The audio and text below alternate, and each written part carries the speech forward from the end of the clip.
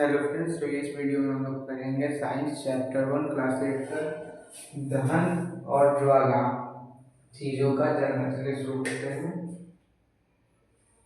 देखिए, सबसे पहले दहन।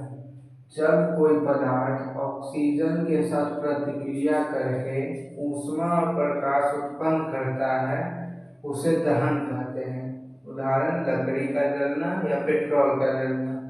देखिए, कोई भी पदार्थ यानी कोई भी वस्तु है, उसको वो जब ऑक्सीजन के साथ प्रतिक्रिया करके जलती है, यानी कि जलने के लिए सबसे इम्पोर्टेंट क्या हो गया? ऑक्सीजन। जब ऑक्सीजन रहेगा तभी जलता है, कोई भी पदार्थ जलता है और ऊष्मा प्रकाश उत्पन्न करता है। जलने से लाइट होती है, ऊष्मा यानी एनर्जी उत्पन्न करता है, उसे दहन कहते हैं। जैसे देखिए, लकड़ी को जलाएंगे तो लाइट होगी, लेकिन पेट्रोल को जब जलाएंगे, पेट्रोल इंजन के अंदर जब जलता है तो ऊष्मा प्रोड्यूस करता है, एनर्जी प्रोड्यूस करता है, जिससे गाड़ी चल पाती है।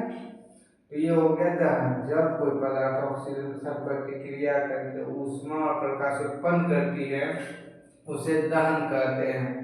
उदाहरण लकड़ी का जलना या पेट्रोल का जलना। ठीक है। दहन के देखिए 4 प्रकार होते हैं। पहला धीमी दहन। धीमी दहन यानी कि धीरे धीरे जलेगा। धीरे धीरे जलना, ये धीरे धीरे होगा ये, और इसमें ज्वाला दिखेगा नहीं, ज्वाला का नाम, ज्वाला का नाम देखना। ठीक है। उदाहरण में इसमें हो गया, जैसे कि शरीर के अंदर जो होता है पाचन की प्रक्रिया, शरीर में पाचन की प्रक्रिया। ठीक है। हम लोग खाना खाते हैं, वो भी एक HCl जो होता है हमारे शरीर के अंदर, तो पेट के अंदर, तो वो क्या करता है? खाना को पचाता है, धीरे धीरे पचाता है, इसलिए इसको धीमी दहन कहते हैं, धीरे धीरे जलना। और इसमें हम लोग को ज्वाला दिखता नहीं है, पता नहीं चलता है। ठीक है। ये हो गया धीमी दहन। दूसरा है तीव्र दहन। तीव्र दहन यानी जल्दी जल्दी जलना, इसको बताते हैं।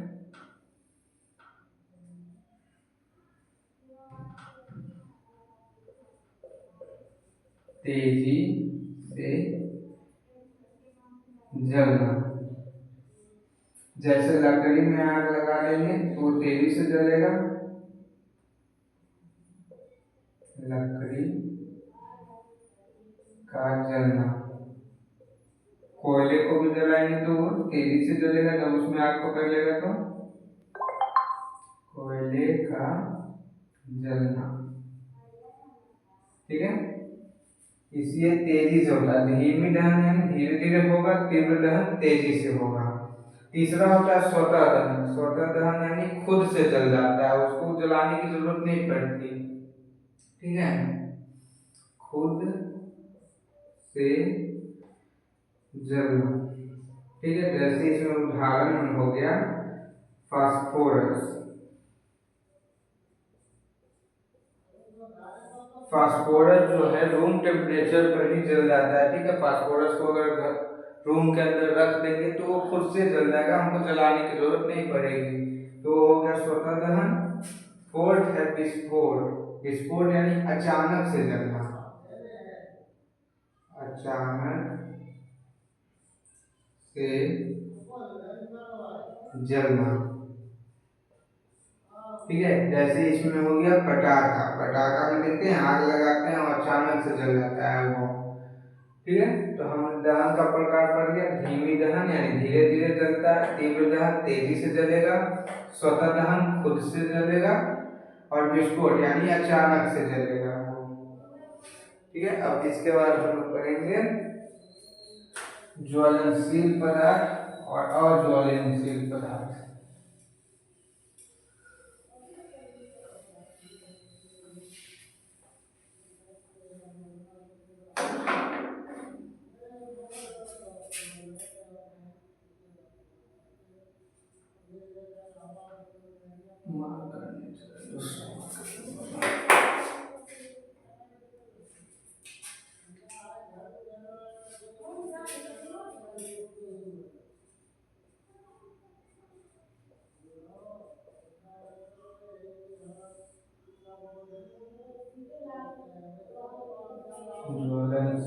पदार्थ,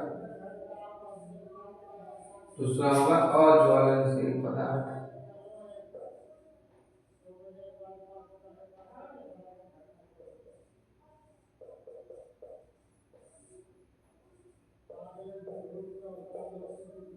देखिए, ज्वलनशील पदार्थ यानी कि वैसे पदार्थ जो जलते हैं, ठीक है, जो आसानी से जल जाते हैं, वैसे पदार्थ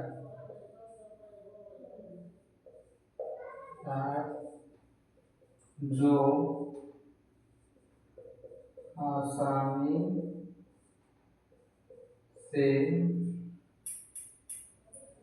जल जाते हैं।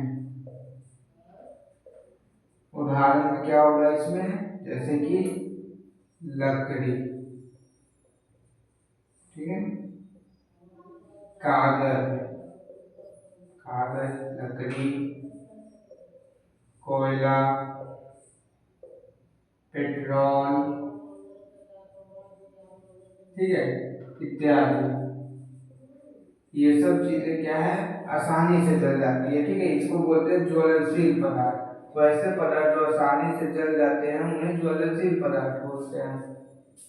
तो देखिए, अज्वलनशील पदार्थ, नाम से ही पता चल रहा है कि नहीं जलेगा, ये अज्वलनशील पदार्थ है। वैसे पदार्थ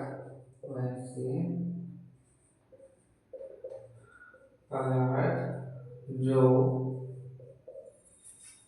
नहीं जलते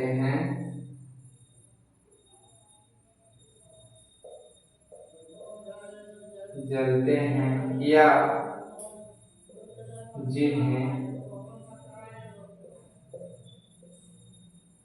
जलाना बहुत अधिक मुश्किल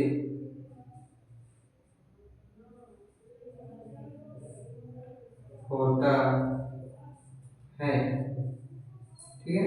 वैसे पदार्थ जो नहीं जलते हैं या जिन्हें जलाना बहुत अधिक मुश्किल होता है, जैसे देखिए उदाहरण में हो गया यहाँ पर पत्थर, ठीक है, पत्थर नहीं जलते हैं। कांच यानी कि शीशा भी हम लोग नहीं जला सकते हैं, उसको गला सकते हैं लेकिन जला नहीं सकते हैं, ठीक है। तो ये हो गया ज्वलनशील पदार्थ और अज्वलनशील पदार्थ, ठीक है। ज्वलनशील पदार्थ मतलब ऐसे पदार्थ जो आसानी से जल जाते हैं, जैसे लकड़ी, कागज, कोयला, पेट्रोल इत्यादि। अज्वलनशील पदार्थ ऐसे पदार्थ जो नहीं जलते हैं या जिन्हें जलाना बहुत अधिक मुश्किल होता है, उन्हें अज्वलनशील पदार्थ कहते हैं। उदाहरण में पत्थर या कांच, ठीक है। अब हम लोग पढ़ेंगे ज्वलन ताप।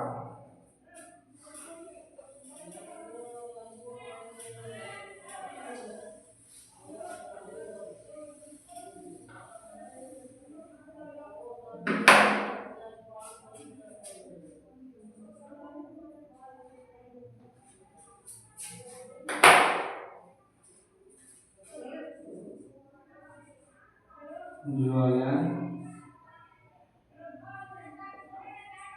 ताप, देखिए ज्वलन ताप का मतलब होता है किसी पदार्थ को जलाने के लिए कितना ज़्यादा टेम्परेचर चाहिए, उसे हम लोग ज्वलन ताप बोलते हैं। अब जैसे देखिए माचिस जलाना है तो उसको तो तुरंत हम लोग माचिस को ऐसे रगड़ेंगे जल जाएगा, उसमें ज़्यादा एनर्जी नहीं चाहिए, ज़्यादा टेम्परेचर नहीं चाहिए। लकड़ी को जलाना है तो लकड़ी को थोड़ा मुश्किल है जलाना, पहले हम लोग पेपर में आग लगाते हैं, फिर प्लास्टिक में, फिर जाकर लकड़ी में आग लगता है, यानी कि उसमें ज्वलन ताप ज़्यादा लगता है। उसके जगह पर अगर कोयला जलाना हो तो कोयला को जलाना और ज़्यादा मुश्किल हो जाएगा। पहले कागज को जलाना, माचिस से पहले कागज को जलाए, कागज से फिर लकड़ी में आग पकड़ेगा, लकड़ी बहुत देर तक जलेगी, उसके बाद कोयले में आग पकड़ेगा, तब जाके कोयला जलेगा, तो उसमें बहुत ज़्यादा टेम्परेचर चाहिए। तो वही होता है ज्वलन ताप की किसी पदार्थ, देखिए हम लिख देते हैं, किसी पदार्थ को जलने, पदार्थ के के जलने के लिए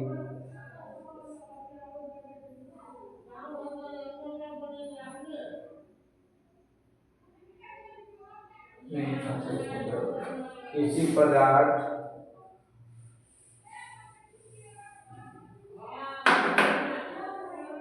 का वह तापमान जिस पर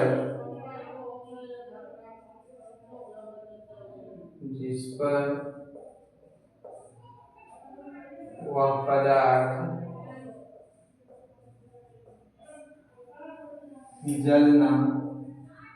जलना शुरू होता है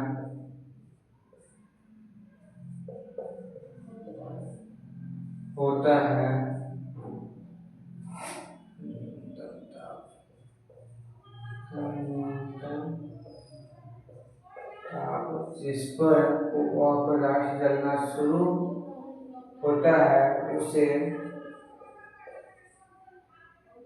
पदार्थ का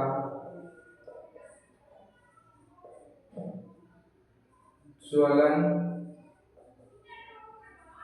ताप कहते हैं। ठीक है, जैसे कि देखिए कागज को जलाने के लिए क्या चाहिए? कम तापमान चाहिए, कम तापमान। उसी तरह पर लकड़ी को जलाना है, लकड़ी को जलाना है तो हमको थोड़ा सा अधिक ताप चाहिए। ठीक है, इसको चाहिए कम तापमान, कागज को। लकड़ी को जलाने के लिए चाहिए अधिक तापमान।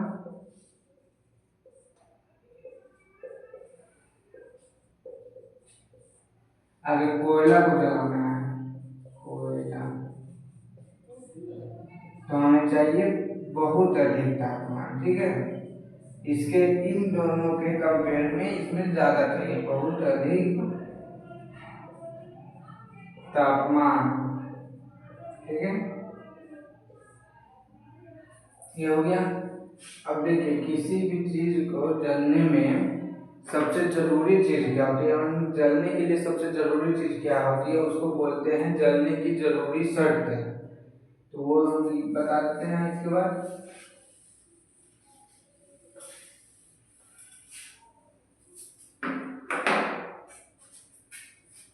दहन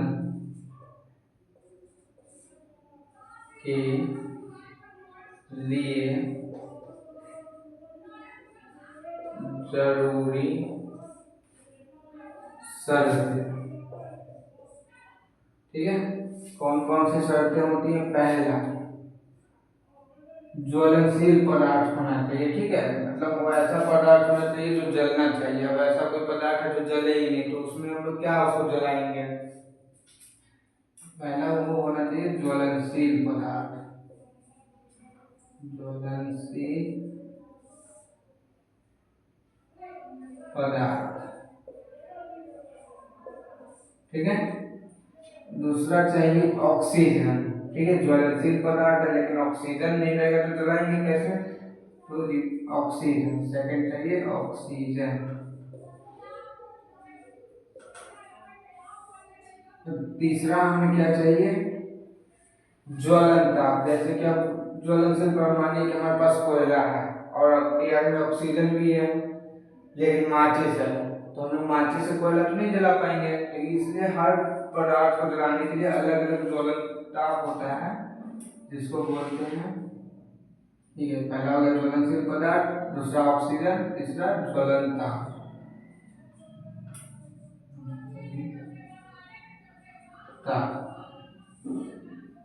ठीक है, तो जलाने के लिए क्या चाहिए? सबसे पहला चीज ज्वलनशील पदार्थ होना चाहिए, दूसरा ऑक्सीजन होना चाहिए और पदार्थ का ज्वलन ताप होना चाहिए। ठीक है, तो तभी हम क्या करेंगे? दहन कर पाएंगे। नहीं तो ये तीन चीजें अगर नहीं होंगी तो दहन नहीं हो सकती है। ठीक है, इसी को फायर ट्रायंगल भी बोलते हैं, फायर ट्रायंगल।